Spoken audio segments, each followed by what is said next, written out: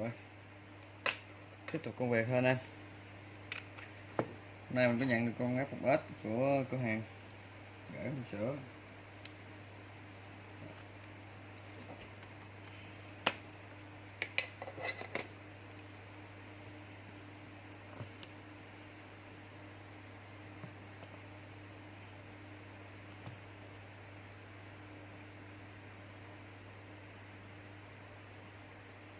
Kiểm tra sơ sơ thì máy xanh màn hình, tại dẫn lên nguồn mà xanh màn hình, có qua thợ sửa chữa. Rồi mình sẽ làm video thực tế cho anh em, với anh chị có nhu cầu sửa thì liên hệ tới mình. Giang Mobile, Giang Zebra. Rồi cái hình luôn máy thôi anh em, sửa thôi. Trước khi mình sửa mình phải kiểm tra. Rồi tới màn hình test này kia đồ các kiểu trước cho nó chính xác. Không bệnh hỏi mình lại trước khi mình không test nó bị lầy ban, phát sinh nhiều vấn đề nữa.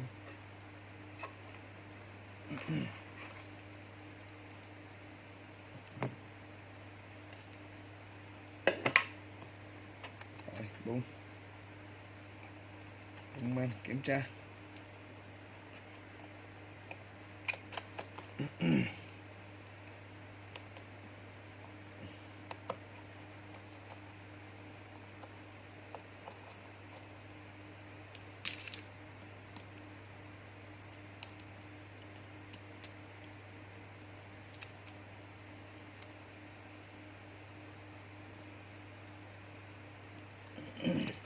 Cái màn test luôn.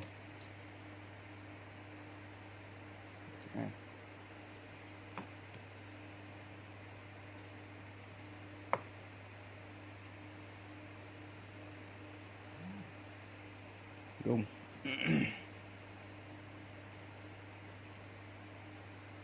chân màn nắm lên. Rồi đó, cấp đàn rồi, có lên đàn không?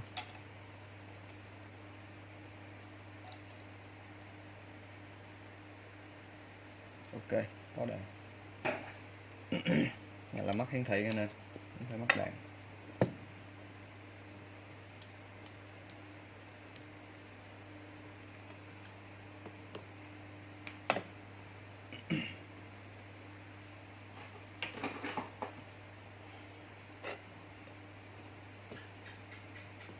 Rồi luôn, xong luôn. Rồi, thấy luôn. Mất IC luôn nha anh em. Mất luôn IC này.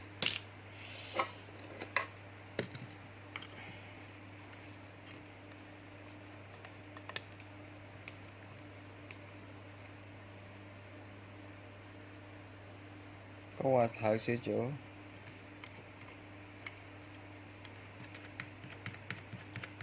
Và mất IC. Rồi, kiểm tra các kiểu.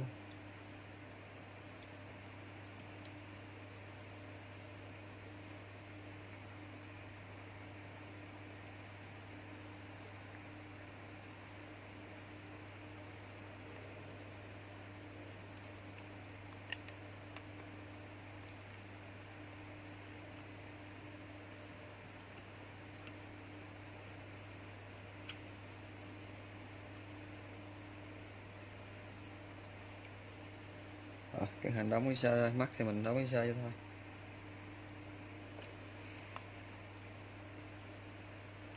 Vệ sinh kỹ nữa kìa, xem coi nó có vấn đề gì nữa không.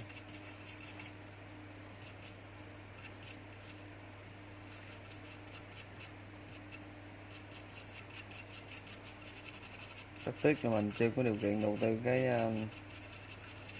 kính có cam sức lên màn hình cho nên nhìn thấy.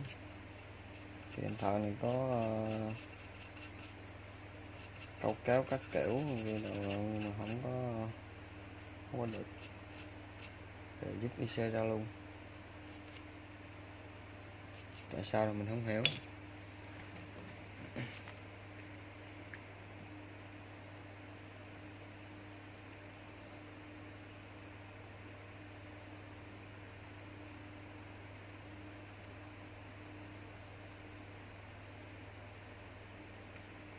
Rồi tiến hành lấy cái xe đổ chân vào đó, mắt thì mình tiếp hai thôi.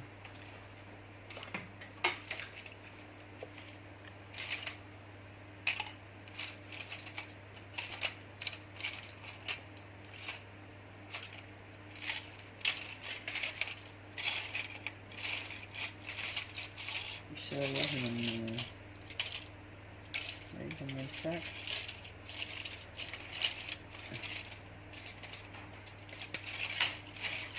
mình kiếm ngay sát sáng ngành với linh kiện không thấy đâu.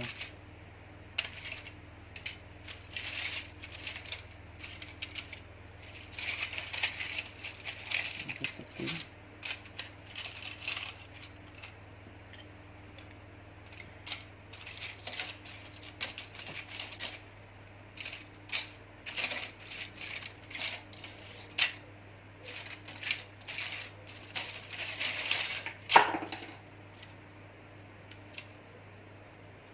Con nha.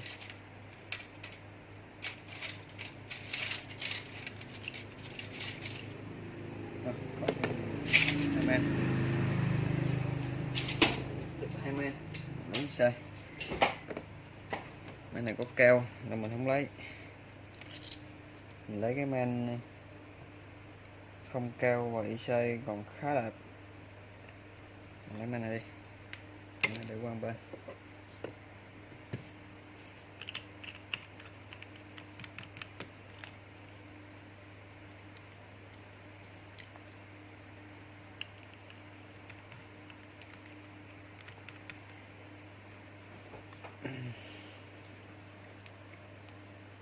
Rồi, còn lấy thôi.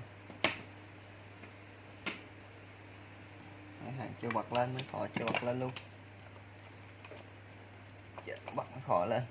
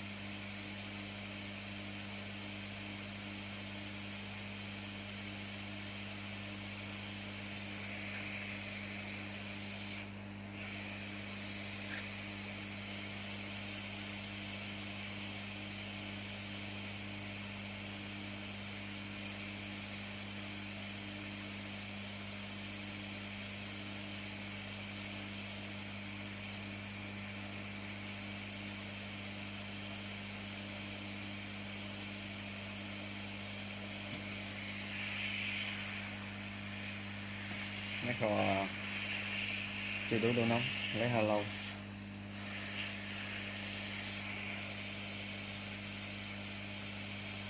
Nó mình quên bật mấy khò lên, ra chưa có đủ độ nóng, lấy hơi lâu tí. Rồi, đủ nóng rồi đó. Rồi, gấp cái ra luôn.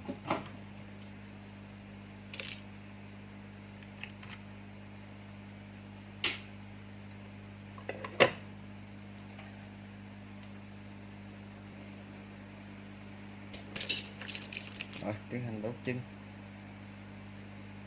như mọi khi.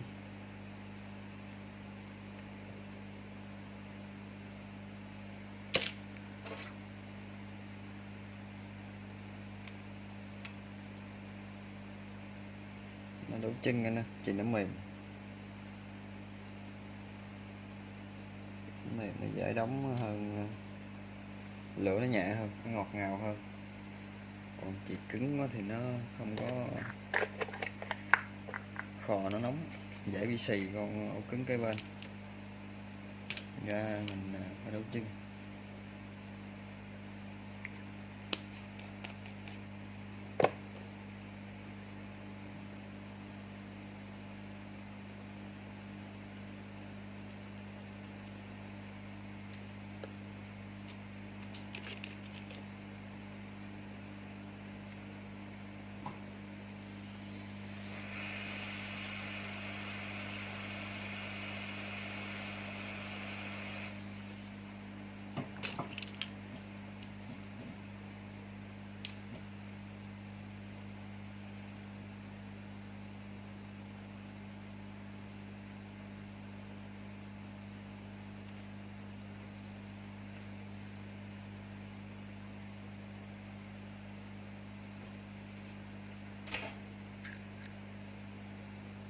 Rồi đốt chân xong thì mình cho miếng như thông mình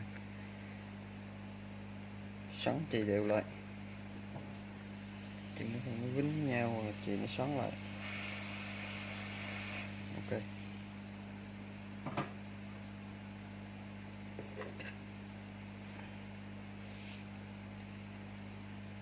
Rồi tiến hành mình kiểm tra lại lần cuối trước khi mình đóng vô coi.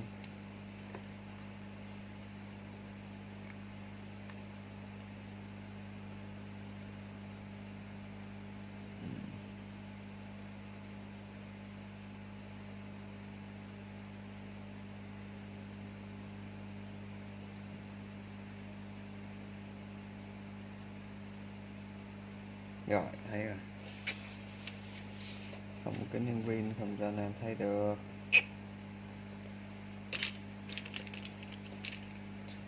Cái này có người thợ nào làm lại ba này, cầu hạch đứt mặt làm lại ba rồi.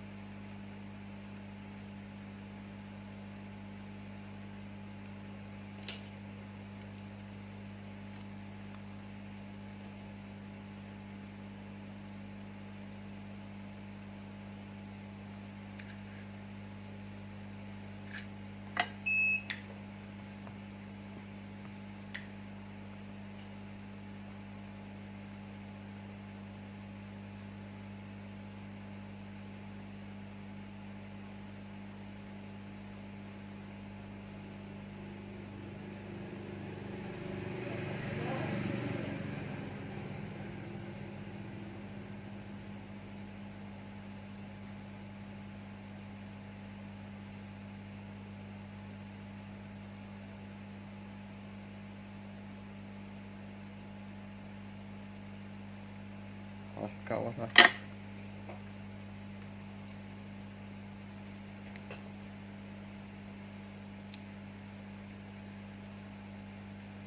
Đứt chân data.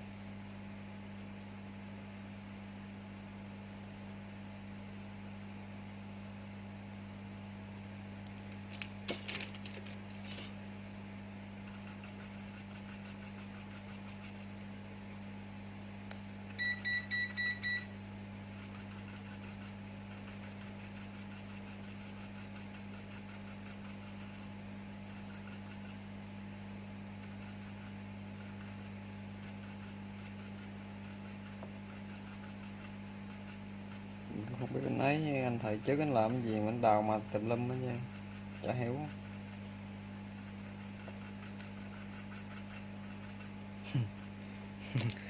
Chả hiểu thiệt nghe nè. Đứt con đường ta.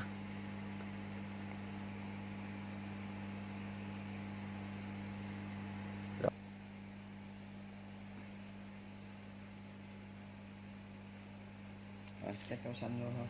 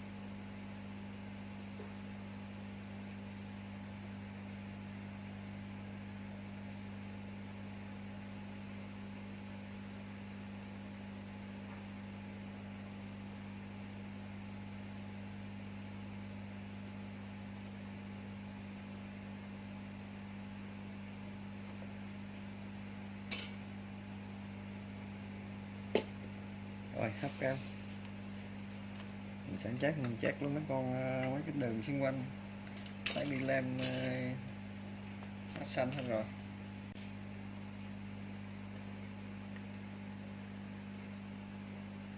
Mình đóng luôn.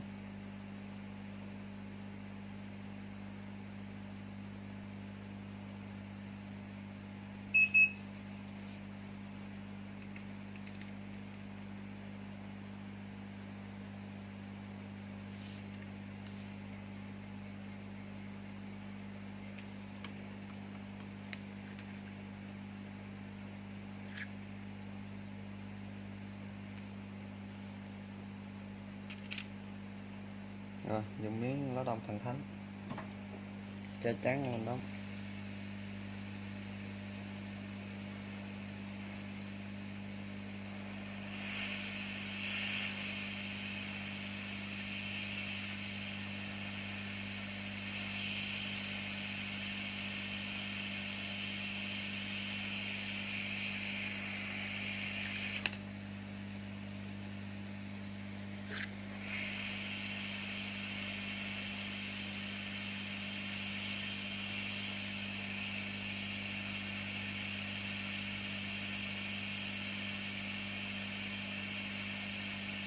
Rồi lắc nhẹ sang đi. Ok.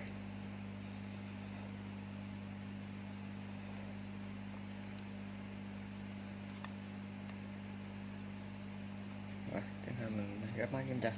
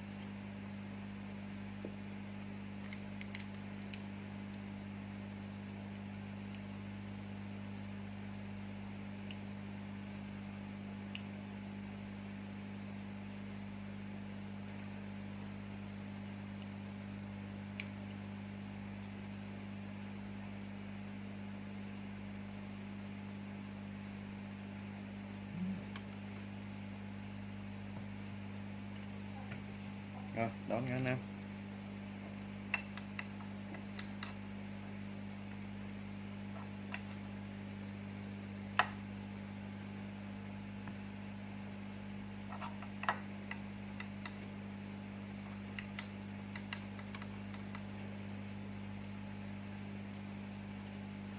Rồi anh em thấy video này hay thì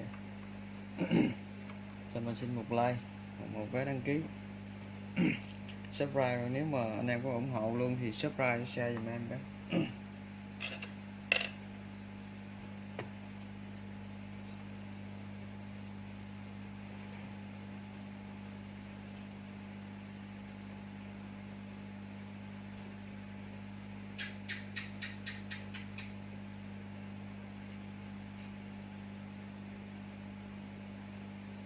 Lâu quá.